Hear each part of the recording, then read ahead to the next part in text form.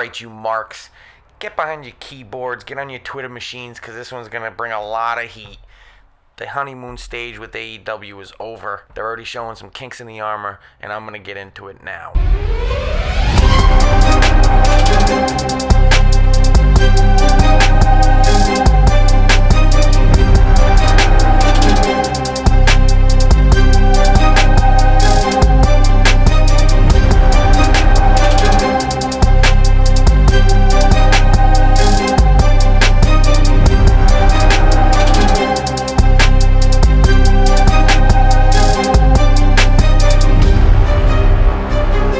AEW has cut their legs out from underneath themselves right as they started. And they did it when they let it be known that they're all executive vice presidents of the company, which was the first and probably biggest mistake.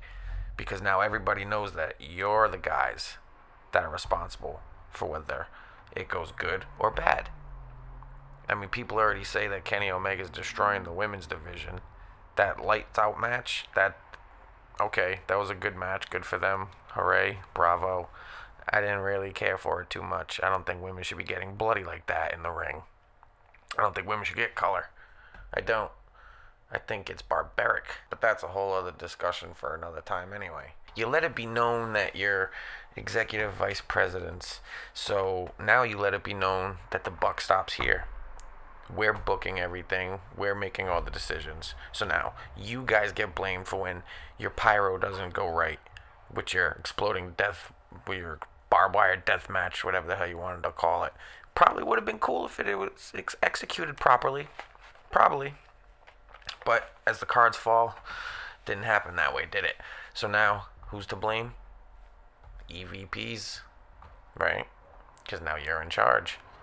If you book yourselves to lose everything to put all the other guys over, well, he's just putting his friends over.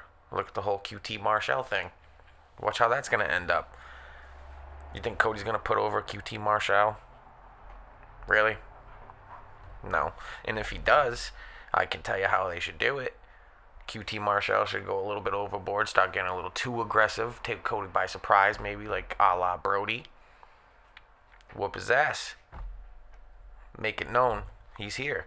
Or get him in a submission lock and hold it in and just make him tap out. Make Arn Anderson have to ring the bell on his boy. That's how it should be done. But will it be done like that? Highly doubt it. Cody's going to book himself to win. Now, if they had some kayfabe people in place as the EVPs, they didn't even have to tell anybody that they were EVPs. They could have just said that they were in very good positioning. They're not in charge of anything creative. That would have been the better thing to do. But nope, they make it known that they're the EVPs. I think that was a very big mistake. And I think that was their first mistake in a list of many. Like one of them is, how about we don't have one of our quote-unquote top guys who is a EVP, who also is on the other channel, TBS, running around like a maniac on a talent show like the Go Big Show, and now has his own reality show on TNT. Mr. Cody. Do you honestly think anyone's going to watch that thing? You think you're anything outside of the wrestling world? You might be trying with the Go Big Show, Go Big show, and that's commendable. Hey, good for you, man. You know what I mean? I'm not hating on that. Go get your money. Go get whatever you can do. But to think you're that famous is a little arrogant.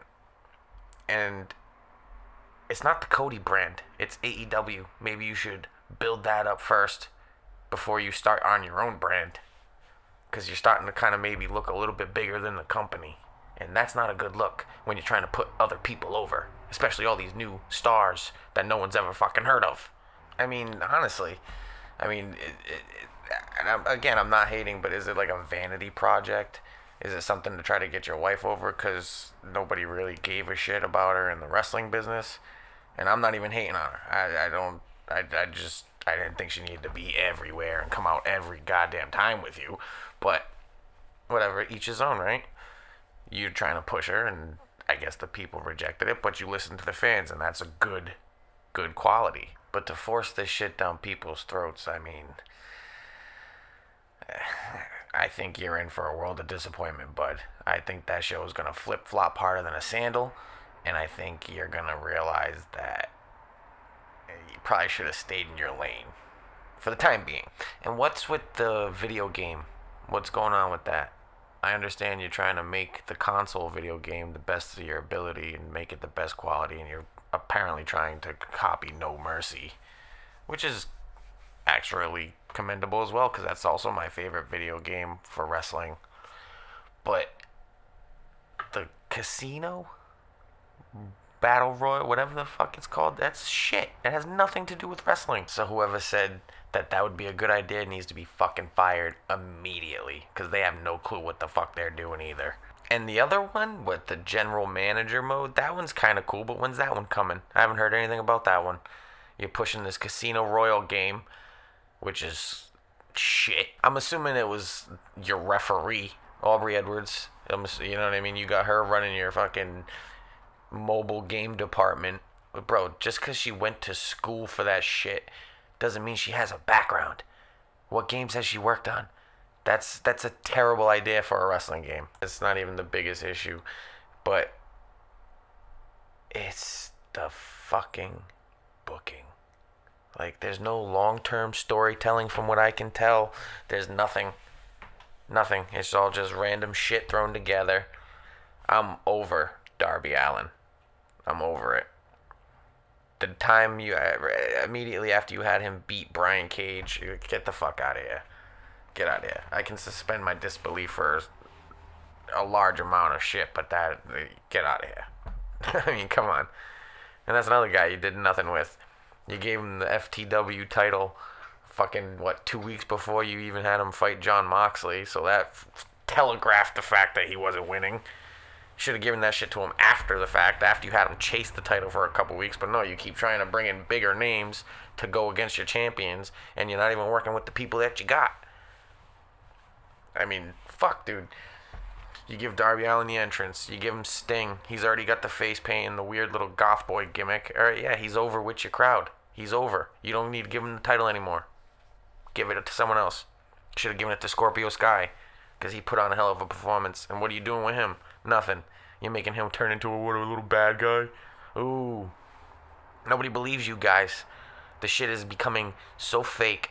Because we're in an age now where you're all on the fucking internet, you're all talking shit, you're all crying, you're all breaking kayfabe, killing storylines. Like, even after the unsanctioned lights out match with the women, you had a video 20 minutes after showing them all hugging and shit. Like, dude, you just, it's off. It's off. I'm over MJF as well. Like, he's a good heel. Oh, he's just a dick. He stays in character outside the ring. Oh, that's not douchey and pretentious. Like, come on, dude. Yeah, we get it. You're a rich kid. Sued your parents. Okay. Ugh, and the way fucking Dave Meltzer pines and pines over this guy. Like, dude, is there anything worse than Dave fucking Meltzer? Guy's like 67. Discusses nothing but wrestling. Oh, this is a 5-star match. There was only 3 5-star matches in the history of wrestling. 1 in 19. Shut the fuck up, dude. You weird autistic. Like, and I'm not even making fun of that, but you're just weird. You got no fucking life. Talking about wrestling, you've been up Vince McMahon's ass since the 80s. Saw you on Donahue with your fucking mullet. Get out of here, dude. Get out of here. You just sit there all day watching wrestling. Get a life. Fucking nerd. Because then you get all these other fucking nerds killing themselves, putting themselves through hell to, oh, I hope I get a 5-star rating.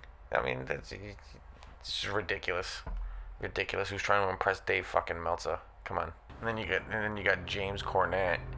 James E. Cornette. This guy. It's the only one who's really spitting some true facts about this shit. And he's catching all sorts of heat for it, too. You want to hear something crazy? AEW needs to come off their high horse and listen to what this guy has to say. And he needs to get off his ivory tower. And he needs to work with the young guys, because he could actually make this place a viable competition for the WWE. Not just some run-of-the-mill shit. Because I don't see this thing going more than their contract. I really don't. Unless they change some things drastically fast. And I hope they do, because trust me, I was all for AEW. I was with all the hype. I was listening to it. I was defending them to the death of it.